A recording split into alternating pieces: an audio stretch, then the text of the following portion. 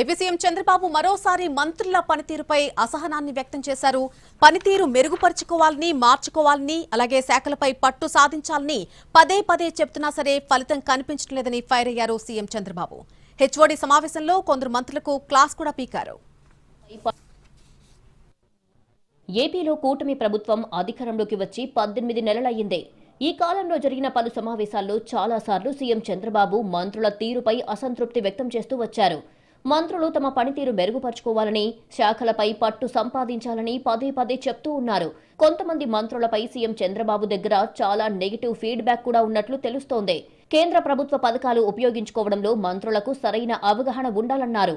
ఏడాదిన్నర గడుస్తున్నా ఇంకా పూర్తి స్థాయిలో అవగాహన రాలేదన్నారు సీఎం చంద్రబాబు. మంత్రులు వారి సెక్రటరీలతో సమన్వయం చేసుకుంటూ ముందుకు వెళ్లాలన్నారు.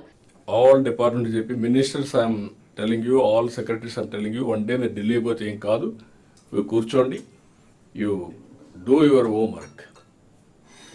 ఇట్లా అసిస్ట్ చేస్తారు ప్రవీణ్ గారు, వీళ్ళందరూ ఫైనాన్స్ కూడా హెల్ప్ చేస్తారు. కానీ మీరు మాత్రం దట్ ఈజ్ యువర్ రెస్పాన్సిబిలిటీ, ఇది నాది కాదు, మీరు డబ్బులు ఇస్తే నేను ఖర్చు పెడతా. That is only a reactive. You must be proactive.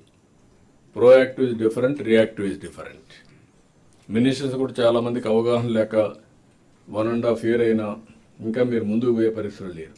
తమ శాఖలపై పట్టు సంపాదించాలని ఇప్పటికే సీఎం చంద్రబాబు మంత్రులకు చాలా సందర్భాల్లో చెప్పారు. శాఖలపై పట్టు లేకపోవడంతో కేంద్రం నుంచి వచ్చే నిధులతో పాటు రాష్ట్రంలో అమలయ్యే కార్యక్రమాలపై సరైన పట్టు మంత్రులకు ఉండదు అనే అభిప్రాయంతో సీఎం చంద్రబాబు ఉన్నారు. ఇందుకోసమే మంత్రులు తమ పనితీరు మార్చుకోవాలని చెప్తున్నారు. మంత్రులు ఢిల్లీ వెళ్లి తమ శాఖలకు సంబంధించిన సమస్యలను కేంద్రం దృష్టికి తీసుకువెళ్లాలి, నిధులు తెచ్చుకోవాలి అని చాలాసార్లు చెప్పారు. కానీ చాలా మంది మంత్రులు, ఎంపీలు కేంద్ర మంత్రులతో సమన్వయం చేసుకోవడంలో విఫలం అవుతున్నారు అనే చర్చ జరుగుతోంది. దీంతో సీఎం చంద్రబాబు మంత్రులు అవసరమైతే ఢిల్లీ వెళ్లాలని కూడా చెప్తున్నారు. అవగాహన పెంచుకోవాలన్నారు. మొత్తానికి మరోసారి సీఎం చంద్రబాబు మంత్రులను టార్గెట్ చేయడం చర్చనీయాంశంగా మారింది.